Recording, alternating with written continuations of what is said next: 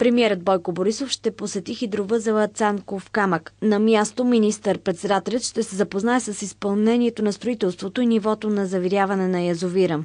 Той ще бъде придружаван и от министъра на икономиката, енергетиката и туризма Трайчо Трайков. Проектът за изграждането на хидровъзела е първият между България и Австрия по механизма съвместно изпълнение на протокола от Киото.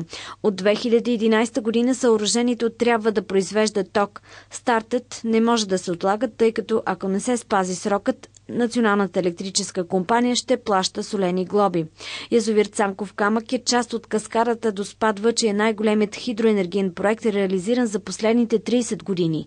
Най-скъпият, предвиждало се да струва 220 милиона евро, а сега е 450 милиона евро.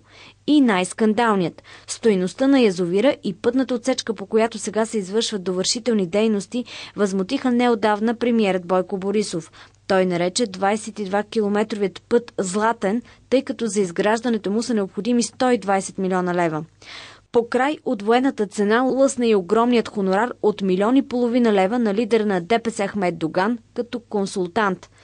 От австрийският консорциум твърдят, че всички трудности по строителството и неговото значително оскъпяване се дължат на лошото проектиране, избор на неподходящо трасе и ненадежно геоложко проучване. А грешката е била направена още преди започване на строителството на язовира през 2004 година.